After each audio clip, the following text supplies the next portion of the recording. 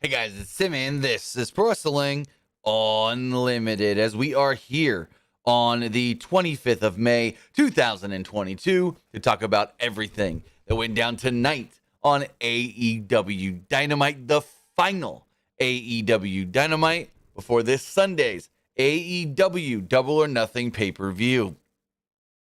Also, if you guys see me wincing like this, oh, my feet are still badly, I guess you could say, swollen.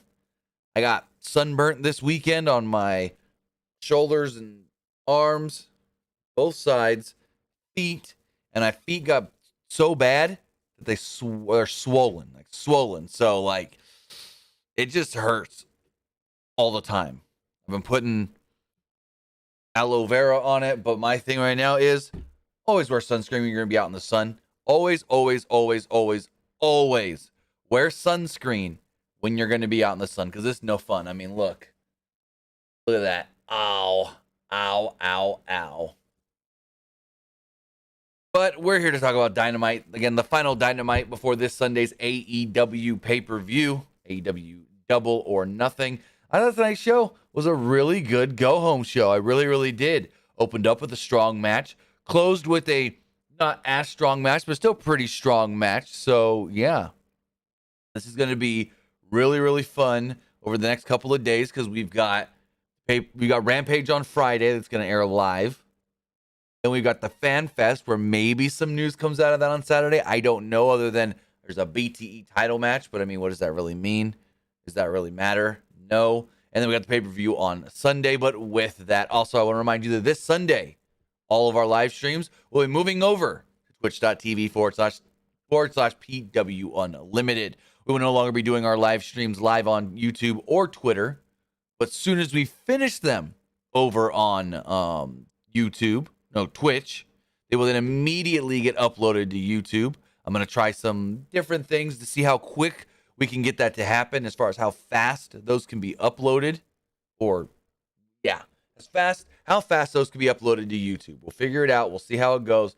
And we'll do some trial and error stuff over the first couple of days just to see the quickest way to get the pay-per-view up if you're not able to watch it on Twitch. But again, go to twitch.tv/PWU Unlimited, and you'll be able to check all of that out. And you don't even have to make a Twitch account. You don't even have to make a Twitch account to watch live on Twitch. But if you are watching on Twitch right now, greatly appreciate it if you hit that donate button down below.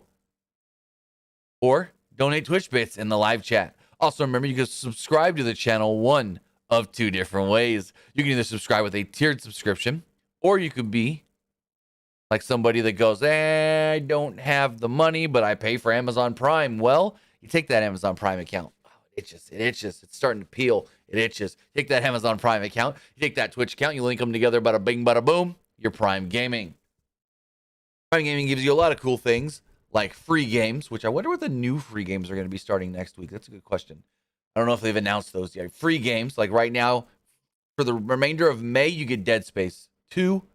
You get free stuff for games like Grand Theft Auto Online, Valorant, Fall Guys, and so forth. But the one thing that never changes is you always get one free subscription to any Twitch channel you want to subscribe to throughout the month. And I'd greatly appreciate it if you subscribed right here, Pro Wrestling Unlimited. On the flip side, if you're watching over on YouTube, you can help us out over there as well with a super chat or a super sticker donation. Remember, all super chats do get read live on the air. Also, remember to hit that join button down below. You'll become a channel member.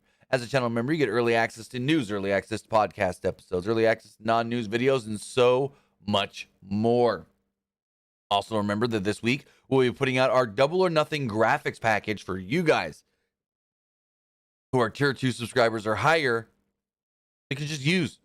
They can go out, modify, edit, and use however you guys want, whether that is as a member on YouTube or if you're subscribed, patreon.com/PW Unlimited. I say subscribing over at Patreon is the better move, because if you subscribe at Patreon, that way everything is in a more concise and easy to find area, space, realm, I guess you want to call it, whatever. It's easier to find all the stuff that you're getting for your subscription over at Patreon. Unlike on YouTube, where you got to scroll through all the community posts to find, that's a member post. That's a member post. So patreon.com PW Unlimited. And finally, head over to the Epic Game Store. Whether you're buying a new game, buying an old game, or claiming one of the free games, it's going to ask if you have a creator code. And you do. It's PW Unlimited. Again, that code is PW Unlimited. Also, remember, if you are getting V-Bucks for Fortnite, show bucks for Fall Guys, or whatever bucks they call for Rocket League, I'm going to ask you for a creator code there as well. And again, it's right here. It's PW Unlimited. But with that, we've got Dynamite to talk about as MJF opened up this show. Cage was down before the show started. MJF came out in an absurdly Shawn Michaels-esque Burberry patterned referee outfit. Spears came out next, and then out came Wardlow, accompanied by security, without the music, and basically they're trying to make him Goldberg. They talked about how he doesn't need music or pyro or a Titantron video. The fans are going to be the ones that make the entrance here, and you hear the fans, Wardlow, Wardlow, and I'm like, oh man, they want this guy to be Goldberg so bad. They want this guy to be Bill Goldberg so bad. Fonzie, we should have the double or nothing. If everything goes according to plan, double or nothing predictions should be up tomorrow. We're going to be recording those in the morning. But we did get a steel cage match. Shawn Spears against Wardlow. If Wardlow wins, he gets the shot. He gets the match with MJF at double or nothing. But hey, MJF was the referee here. So before the match, MJF couldn't find the key to uncuff Wardlow and allowed Spears to attack. Then MJF attacked, making this kind of like a handicap match. They drove Wardlow face first into the cage wall. Wardlow then came back on Spears while handcuffed. MJF tried to bait Wardlow into attacking him, spitting in his face, but Wardlow then ripped apart the cuffs. He ripped apart the cuffs. What? You say what since Saturday? Since Saturday says in the chat, I gotta say, MJF did a great officiating in this match, despite the way the ending went. Are you kidding me? So you're saying all referees should get involved in matches? All referees should be biased and help one side over the other? All referees should attack one of the opponents or one of the participants of the match? That's what you're saying, brother. That's what you're saying. MJF did a good job. So you're saying MJF attacking Wardlow was a good job. I think you just like heels. A lot of times you're always trying to stick up for the heels and try to justify what the heels do. I think you're just a heel fan overall, Sin Saturday. Hence the name Sin. I don't know. But yeah, saying that a guest referee that was biased and attacked one of the guys is a good referee? Yeah, okay. Anyways, Wardlow broke free and he beat down Spears. Wardlow landed a senton atomico on Spears and covered. Oh, I just smacked my foot on my desk. But MJF didn't make the count. Wardlow set up for a powerbomb symphony, but MJF kicked him low and Spears hit the C4. MJF attempted a fast count, but Wardlow still kicked out in time. Spears left the cage and produced his chair. Spears left the cage. And I go, well, shouldn't he have just won? Did they ever say that leaving the cage doesn't count? I didn't hear that. I didn't hear that it was only pinfall, submission, or whatever. Or DQ, which kind of DQ. DQ if someone attacks the referee. But so I was kind of confused there, but I don't think they ever said escaping the cage was not allowed or did not necessitate I don't know. Actually, if you think about it, have any AEW cage matches ever been won by leaving the cage? I don't think so. Which basically makes an AEW cage match their version of Hell in a Cell. Except for you can get out, I guess, apparently. Anyways, Spears left the cage and produced a chair. MJF set Wardlow up to be struck by the chair, but Wardlow evaded it, and Spears inadvertently landed a nasty, unprotected headshot to MJF.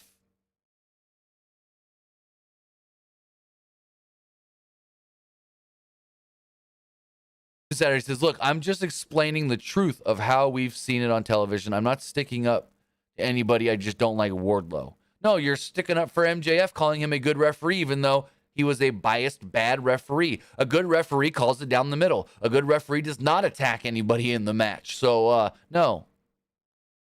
You could be not a Wardlow fan, but to say that MJF was a good referee, no. Just saying. Anyways, MJF gets knocked out. I don't think they should have done the chair shot like that. Do a chair shot, but don't do unprotected. He's lucky, for all we know, that he didn't get ripped open like when Cody took that unprotected chair shot. Anyways, Wardlow pulled the straps down, and I think it was Excalibur goes, oh, you know what that means when the straps go down. He then did the Powerbomb Symphony. Bryce Remsburg would then run out to officiate the rest of this match. Wardlow then Powerbomb Spears again on a chair this time and picked up the victory.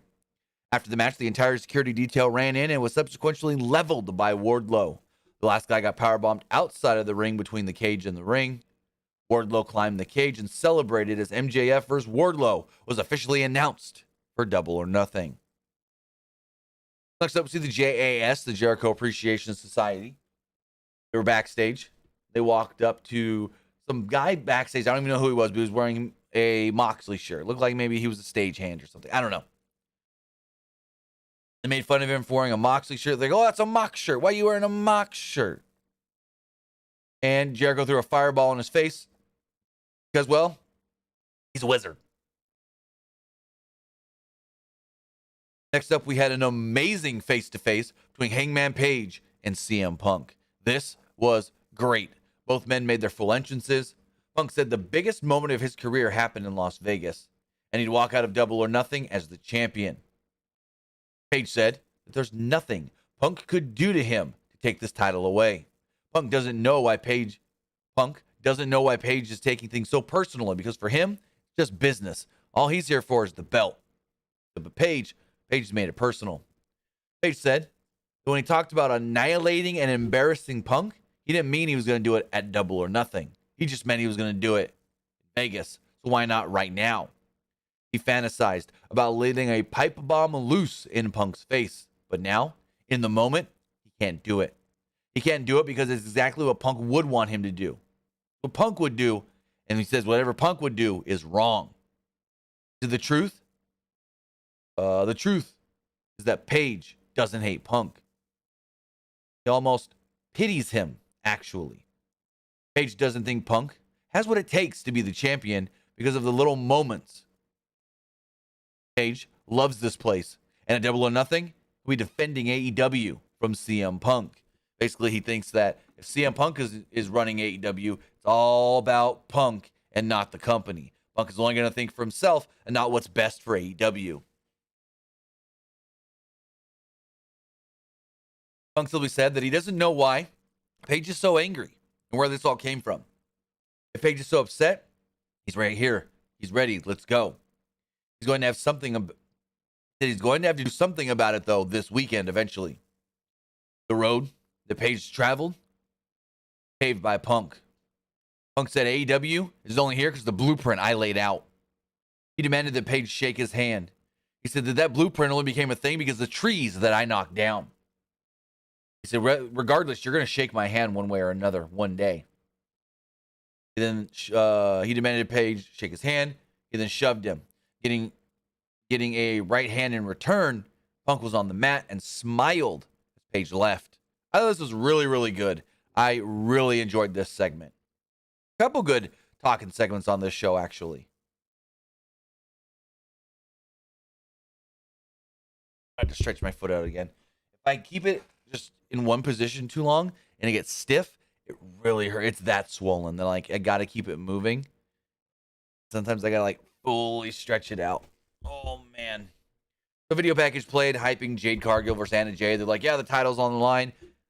Jade's like, well, she already beat her for the title. Why am I doing this again? Anna Jay said that she's grown ever since losing to Jade the last time. And now she's beating some veterans and thinks she can beat Jade. Next up, Regal and Jericho joined commentary. Jon Moxley and Eddie Kingston took on the team of Private Party for this next match. Kingston and Moxley attacked for the bell and completely dominated early on. And then Zaguria, though, allowed Quinn to spring in for a hot tag. Both the Private Party landed dives. Cassidy hit a diving stunner before Quinn landed a shooting star press for a 2. Private Party wanted the silly string, but Kingston hit a Hurricane, and Moxley landed in clubbing blows before hitting the paradigm shift to pick up the victory. I think I spelled that word way wrong, and that's why it confused me. After the match, the Jericho Appreciation Society beat down Moxley and Kingston, but Santana and Ortiz and Bryan ran out to make the save, which surprised me because Tony Khan said the only reason Kingston was in this match was because Danielson was still injured from last week when he got his foot caught between the stage and the ramp and the ring. So I guess he's not really that hurt. This was all broken up, this all broke down with some weapons until officials made the save, or they stopped the brawl, I guess you could say. Video package hyped up 2 semifinal matches coming up later on tonight for the Owen Hart Cup. And then got very cool surprise, Caprice Coleman on commentary for the ROH Tag Team title match. Very cool to see Caprice Coleman on Dynamite tonight. I've always been a fan of Caprice on commentary. Wish we could have had Caprice and Ian Riccaboni, but hey, can't have it all. Someone's screaming outside. What the hell? Okay. Anyways, we have the ROH World Tag Team titles on the line. FTR defending against Roppongi Vice. Rocky and Cass wrestled early on, and they had a nice exchange here early, doing some technical moves and whatnot. There was one spot of a cross arm breaker forcing Cass to roll to the floor. Dax and Trent tagged in and performed a more physical back and forth with hard chops. Now, here's one thing I want to say about this. So, I think Trent is no longer in Best Friends. We saw this week on BTE. Yeah, I barely ever watch BTE, but for some reason I watched it this week, where Chuck Taylor, Chucky T, whatever you want to call him, had a Best Friends T-shirt, and he literally cut the Trent face off of the T-shirt. So I wonder if this means that Roppongi Vice is a thing and Trent is no longer part of Best Friends. Regardless, there was an assisted elbow drop from Cash for a 2. Rocky got a blind tag and a half-and-half suplex from Trent for a 2 ahead of a break. Back from the commercial break, Dax got the hot tag and fought off both members of Roppongi Vice until Trent was able to whip Dax hard into the turnbuckle. He followed this up with a released German suplex, a couple of them actually, until Dax switched in some of his own. Rocky broke up a bridging pin and a double stomp. Why is Nick? Hold on one second. Nick is blowing up my Twitter right now. Let's see why.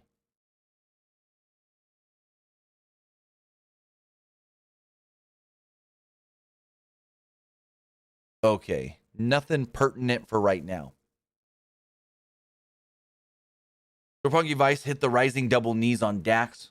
Rocky ran interference on Cash before hitting a diving drop kick followed by Trent's sliding lariat for a 2. Trent and Dax exchanged repeated cradles until Roppongi Vice hit the Storm Zero for a good near fall. But it was only a good near fall, not the actual near fall, as out came the United Empire sans Will Ospreay. It was Jeff Cobb and the Great O'Khan. Yes, Jeff Cobb and the Great O'Khan ran out and attacked both teams, where in the end, they stood tall with the ROH World Tag Team Championship. So could this be our first match made for Forbidden Door? Will it be Cobb and O'Khan challenging FTR for the ROH tag titles, or maybe even doing a triple threat with Roppongi Vice in there as well, kind of like the buffer team as far as the AEW guys, but also New Japan guys as well. You got Rocky, who is full-time with New Japan but works ROH sometimes. You got Trent, who is full-time AEW, not ROH, AEW, but used to be full-time New Japan. We'll see. It's either going to be a singles match or a doubles match, but I do feel that this is going to be the first match officially announced, if they haven't already on social media, announced for the actual Forbidden Door show. Nothing has been announced yet, and I think this was the first setup for that show. So after the match, after the DQ, the no contest, whatever you want to call it, Cobb and O'Khan beat down both teams. Cobb hit the Tour of the Islands and powerbombed Dax through a table. O'Khan did the same with the Eliminator to Trent before standing tall with the ROH tag titles. Good question, Hot Rod Bubba. If you don't watch Ring or New Japan, then you wouldn't know what I meant with United Empire. So, in New Japan Pro Wrestling, Will Ospreay started his own faction called the United Empire. It consists of Will Ospreay, Jeff Cobb, Great O'Khan, and Aaron Hanare. I believe there are a few guys in Rev Pro that are also considered part of United Empire, but I'm not 100% sure, so don't quote me on that. I think there is, that Ospreay kind of considers part of this group as well, but the New Japan version of United Empire is led by Will Ospreay, and it also has Jeff Cobb, Great O'Khan, and Aaron Hanare. So that is what United Empire is. Just another New Japan stable, because everyone's got to be in some sort of a group. Backstage, we got the Hardys. Matt talked about how the Young Bucks are similar to them. They may have had similar upbringings with the same kind of parents, but when the Bucks and the Hardys came up in wrestling, that was nothing. There's nothing similar about that. Matt said that whenever somebody looks at the Young Bucks, all they see are, well, Hardy cosplayers. Jeff said that the Bucks were just stepping stones on their way to the AEW World Tag Team titles. Matt said that they would delete the Bucks at Double or Nothing because, well, the Bucks can never beat the Hardys. But I want to look something up really fast.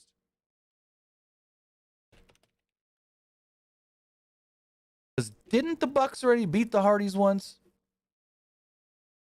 Let me see. Yeah, the Young Bucks defeated the Hardys in a ladder match at Supercard of Honor 2017, the day before the Hardys went to WWE. So, Matt over here saying that you never have and you never will beat the Hardy Boys, Young Bucks, ain't true. Now, I could see if you didn't want to bring up the past, talk about this match because of the company it's in, but hey, it's all the same now. ROH is basically part of AEW. So it's not like you're coming to WWE and you go, oh, they faced in the past. But no, we don't talk about that because it's not WWE. No, you can talk about that. So why Matt said, oh, well, you can't beat us and you've never been able to beat us ain't true. They beat you in a ladder match in 2017 at Supercard of Honor.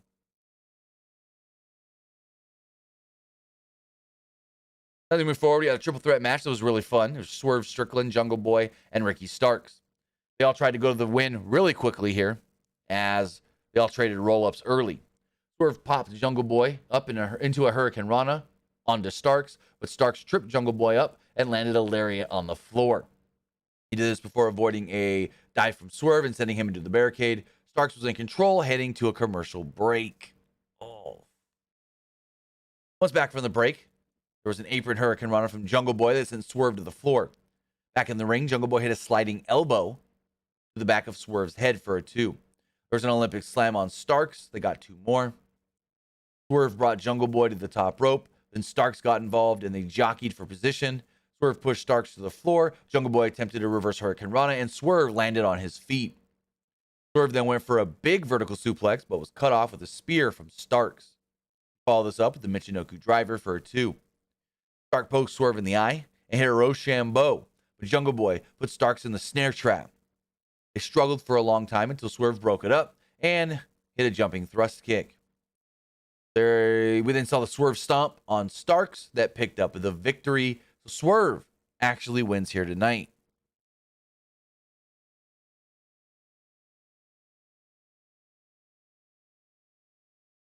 After the match, Powerhouse Hobbs attacked Swerve and Jungle Boy. Luchasaurus ran down to make the save. Keith Lee then emerged.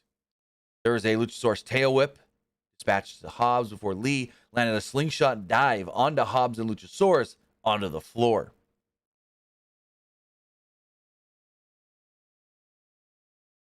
We got Dan Lambert in the back with Men of the Year. Lambert said busting up Sky's title would get them the match wouldn't get them the match they wanted.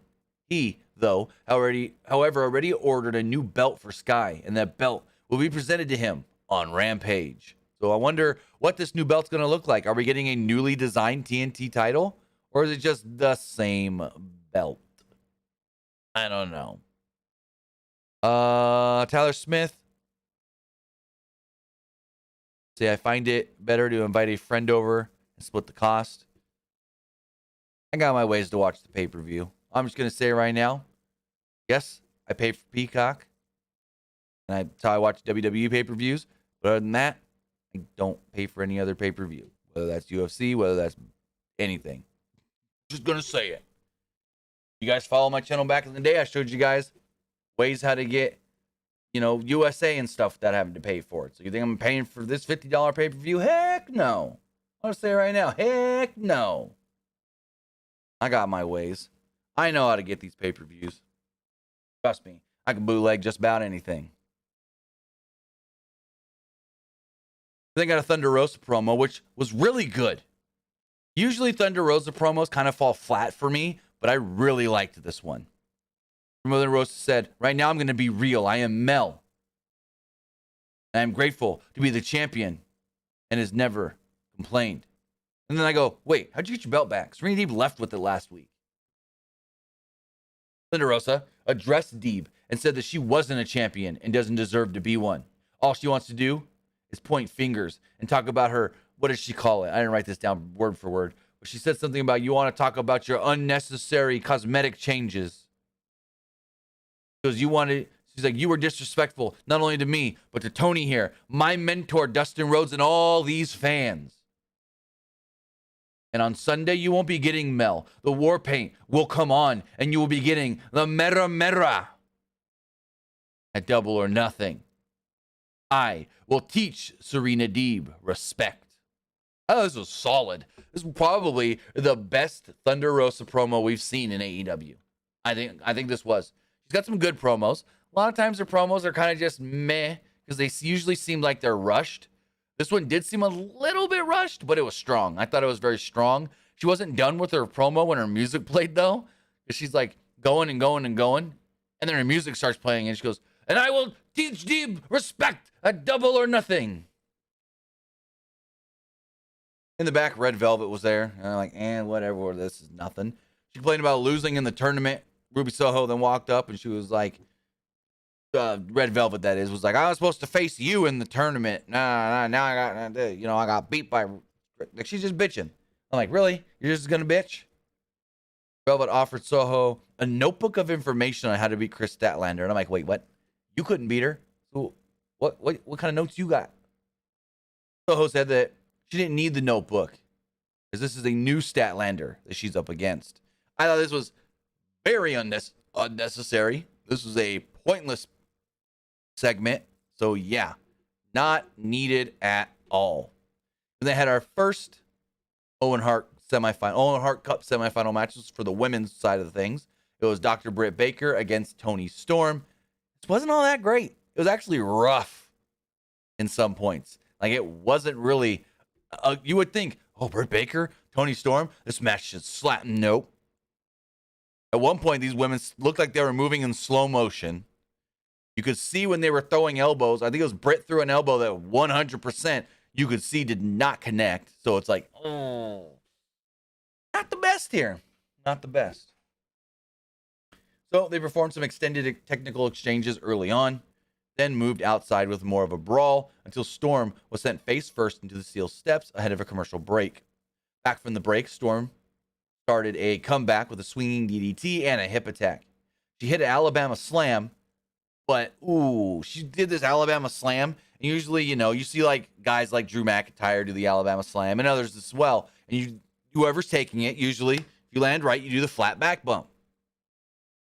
But when Britt came around for this, I don't know who's to blame, but Britt landed right on her tailbone, right on her ass, right like, it didn't look good. It was like right top of her booty, tailbone area. And I'm like, oh, I don't know if that was Britt not rotating back enough or Toni Storm, the way she whipped her over too hard or something. I don't know.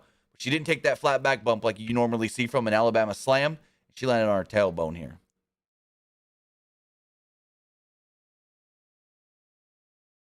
Baker, at one point, though, countered a Storm 0 into an air raid crash.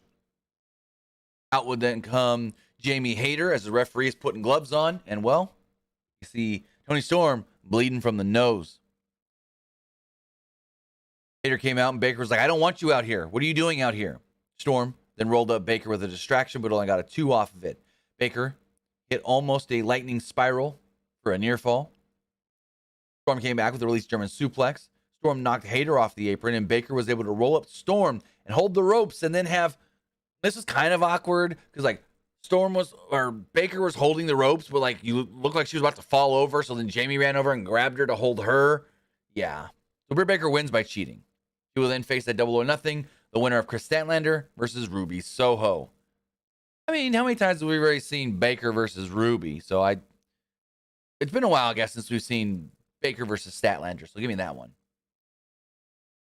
Yet at the same time, Statlander was a replacement. So maybe Ruby was the plan all along. Ruby, I don't know. Regardless, I think Britt wins the whole thing. I think we're going to get Britt and Cole, Baker and Cole winning both tournaments. And then they're going to be the couple that brags about it for months. Because also, have they said, let me know. Because I don't, if maybe I just haven't been paying attention. Have they said what the winner actually gets? Is it bragging rights? Is it a title shot? What does the winner even get for winning the Owen? They got a couple of matches announced for Rampage.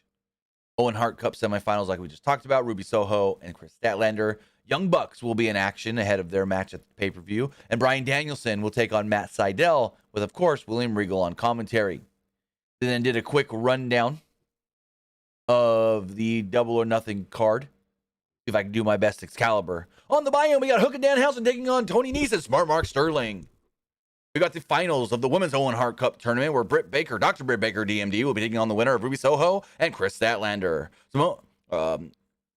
We got the men's finals of the tournament as Adam Cole will be taking on the winner of Samoa Joe versus Kyle O'Reilly. It is now official, MJF will be facing Wardlow. In an Anarchy in the Arena match, the Jericho Appreciation Society will be taking on the team of Eddie Kingston, Santana, Ortiz, John Moxley, and Bryan Danielson. In trios action, it's the Death Triangle against House of Black. The Young Bucks will be taking on the Hardys. With the TBS Championship on the line, Jade Cargill will be defending against Anna Jay. In a triple threat match with the AEW World Tag Team Championships on the line, the champions Jungle Boy and Luchasaurus will be defending against Powerhouse Hobbs and Ricky Starks, and Keith Lee and Swerve Strickland. With the AEW Women's World Championship on the line, Thunder Rosa will be taking on Serena Deeb. And finally, in our main event with the AEW World Championship on the line, Hangman Page will be defending against CM Punk.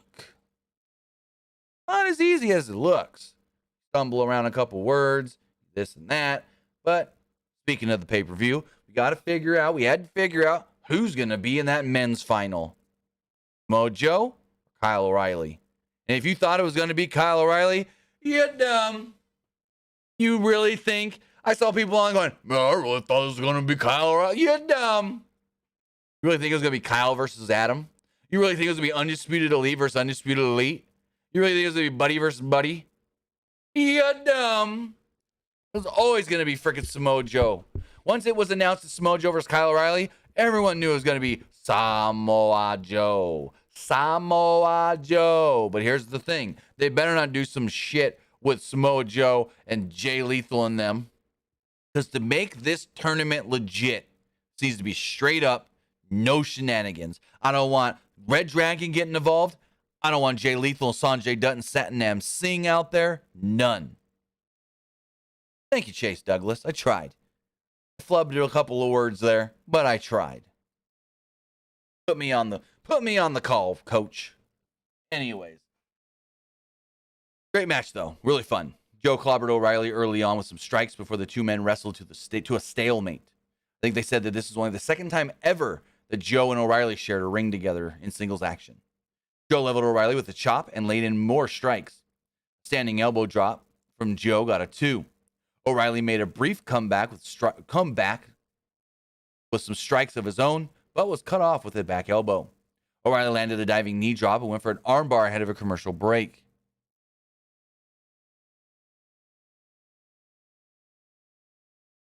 Once back, Joe had his arm worked over severely. He was able to fire up and landed a running senton for a 2. There's a nice lariat followed for 2 more. Joe landed a striking combination and set up for the muscle buster, but O'Reilly fought out and turned it into a Fujiwara armbar that Joe eventually broke.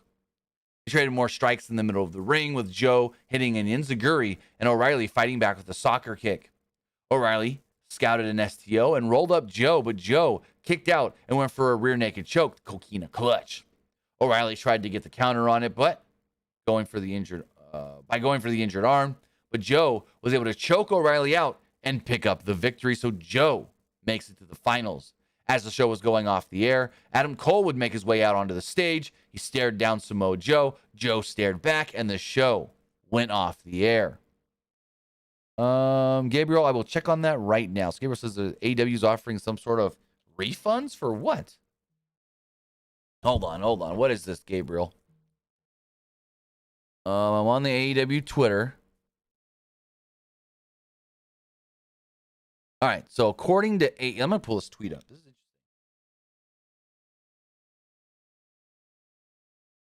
Oh, okay. This is not what... Okay, this is really kind of nothing, but kind of something. Due to injury last week, Sting has not been cleared to travel and will unfortunately not be at this Saturday's AEW Double or Nothing Fan Fest meet and greets. For fans who purchase tickets to see the icon, watch your inbox for information on refunds. Well, that's all it is. It's not like you're getting a full Double or Nothing refund. No. If you got a meet and greet to see Sting and want a refund, get a refund. I assume you can still... because the meet and greet is... Hold on. I know there's like a number of people in the one... They have different meet and greets. And I think Sting's in like a bunch group deal. Hold on. Twitter. Let's go back to Twitter really fast. Put it. All Elite Wrestling. I think... Because, I mean, I would assume him and Darby are a package deal. So you can still meet and greet with Darby. But let me see if I can find it really fast. Probably not going to be able to. But basically, if you bought a Sting meet and greet ticket and you now want a refund because Sting's not going to be there, you can get one. That's all they're saying. That's all it is. It's not like you're getting a full Double or Nothing refund. No. I don't see... Let's see. Karaoke night at Fan Fest. That's interesting. I wonder if they're going to let anybody sing karaoke. You're going to make you pay to get in for karaoke? Like, that's some shit. Well, I mean, I guess StarCast did it too. StarCast made you pay. I don't know. As media, we got into everything for free, so I'm kind of jaded on that one. I don't see the graphic anymore for the Fan Fest stuff. But I know on like all the Double or Nothing shop sales, Sting's right in the front. But Sting cannot travel to Vegas. Sting will not be at the Fan Fest. And if you had a Fan Fest ticket meet and greet to see Sting, you're going to get a potential refund. As we go forward, I want to know, what I thought of the paper or the show. I want to know what you guys thought of AEW Dynamite. Remember, you can put a super chat in the YouTube chat, or you can text into 510-906-1341. Again, that's 510-906-1341. As far as the polls do go, though, we'll check those first. Let's pull up the Twitch poll. 86% of you liked tonight's Dynamite, with 14% saying it was just all right. As far as the Twitter poll, let's pull the Twitter poll first. 62% liked it. 20% thought it was just all right. And 17% did not like Dynamite. And as far as the YouTube poll does go, 75% liked it. 20% thought it was just all right. And 5% did not like it. Also, remember, when we go live on just Twitch, we will still be doing Twitter and YouTube polls. The Twitter poll will be just a regular Twitter post like normal, but the YouTube poll will go up as a community post. So you'll still be able to, if you see it over there on your YouTube timeline, you'll still be able to vote over there on YouTube. But with that, let's check. We got a couple text messages. Not many. We got 2, actually. How many of you texting tonight? Where it says, what match are you really excited for at Double or Nothing, and who do you think will show up? Well, I don't know about any surprise new people. Well, I'm going to tell you, I'm really excited for that main event. I really think Hangman Page and CM Punk can be one of the best matches we've seen in AEW. One of the best. And that's a high bar to cross. This person says, is there a reason why AEW steel cage matches don't let you escape to A? We talked about this already. I have no clue. I guess they want to be different. I guess they just want to be different as far as escape the cage does not mean you win. Again, why I said they got these huge, big-ass cages. Basically, they want to make their regular cage match like their version of Hell in a Cell, I guess. Oh, one more text message just came in. Person said that AEW was better than the past few weeks. Loved Britt versus Toni Storm match. I will agree that the show was better than the last couple of weeks. I did enjoy it more. But I couldn't say that I loved Britt versus Toni Storm because it was a little rough at times. It was a little rough. So with that, that's going to do it for our review here of AEW Double or Nothing. Nope, we're not at Double or Nothing yet. I'm looking at Double or Nothing graphic, though. AEW Dynamite on TBS. Remember, Double or Nothing does come to us this Sunday, and we will be live following that show with all of our reviews and results and whatnot of Double or Nothing. Also, if everything goes according to plan, Nick and I, yes, I said Nick, should be recording Double or Nothing preview, not preview, but predictions tomorrow, and then they should be up tomorrow evening or afternoon, depending on when we get them done, because also we've got the AEW Double or Nothing media call in the morning as well. That will not be streamed on the channel, but we will be putting it up right after. So with that, guys, I want to say thank you for joining me here. Twitch.tv/PW Unlimited, YouTube.com/Pro Wrestling Unlimited, and Twitter.com/PW Unlimited. Have a great night, guys, and I'll see you next time.